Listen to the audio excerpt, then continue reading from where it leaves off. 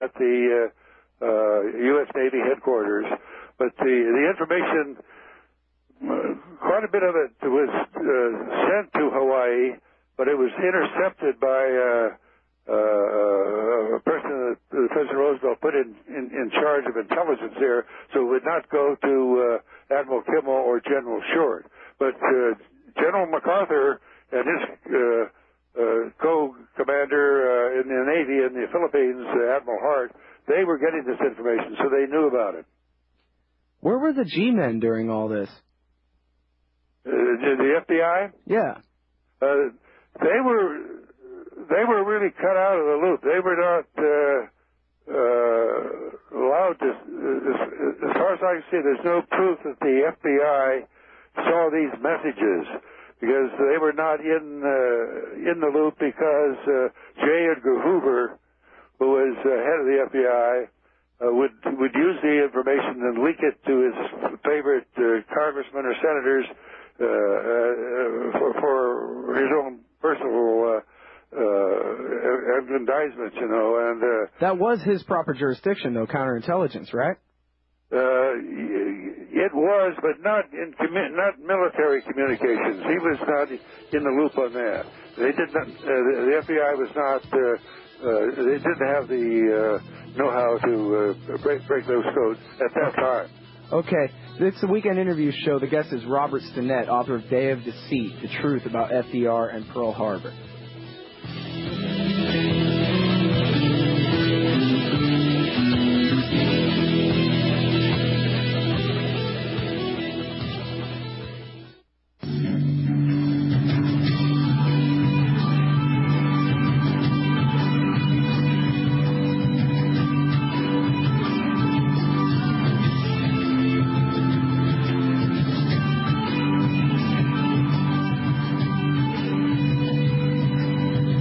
My friends, welcome back to the Weekend Interview Show. I'm Scott Horton. The website is weekendinterviewshow.com. We keep all the archives of all the previous interviews up there.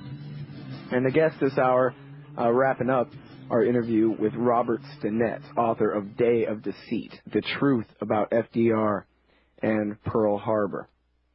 Now, we've learned here, Mr. Stinnett, that Admiral Kimmel and General Short, the commanders at Hawaii, were cut out of the loop. And even though people under them knew that the Japanese were coming to attack, they were not provided that information because the President of the United States wanted the attack by the Japanese to be a great success. So, as you say, to convince the people of the United States to go to war against the Germans. And my question is, what happened to Admiral Kimmel and General Short, who had been cut out of the loop? They were, Admiral Kimmel and General Short, the Hawaiian commanders, were immediately charged or accused in the media and in the Congress with a dereliction of duty, though no formal charges were ever brought against them.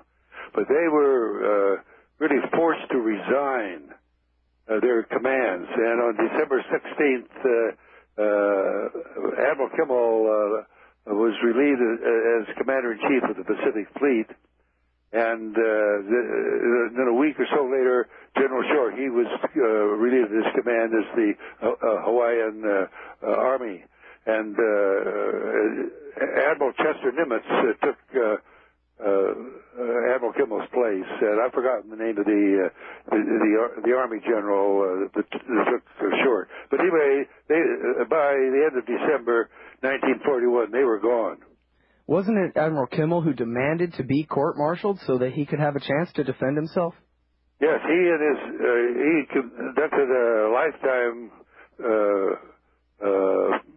program to get a trial so that he could clear his name, and then he died and nothing was done, and his family continued this pursuit, and finally in October 2000, Congress did make a finding that both Admiral Kimmel and General Short were not responsible for the attack, and that they should be restored to their original ranks. It was a 4-star Admiral Kimmel and a 3-star Lieutenant General for Short.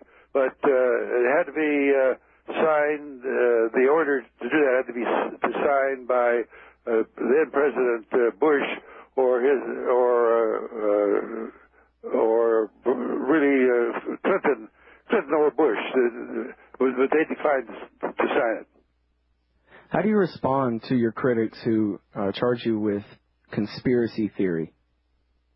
Well, in my book, I have a 70% approval rating, and it's about 30% of people don't accept this documentation.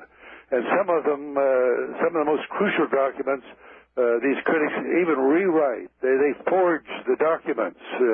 For instance, on November 26th, when the Japanese carrier fleet departed Japan, the admiral in charge was in extensive communications with the Japanese submarine force and the forces that were going to invade Wake and Guam. But they rewrite it and eliminate the fact that the commanders were in extensive communications with one another. Those are crucial documents for these extensive communications were picked up by our radio direction finders. They located the warships of the carrier force and the submarine force, all proceeding towards Pearl Harbor. And all those documents are reproduced in the appendix of your book, Day of Deceit, The Truth About FDR and Pearl Harbor. Thank you so much for coming on the show today, Mr. Stinnett. It's my pleasure. Thank you for inviting me.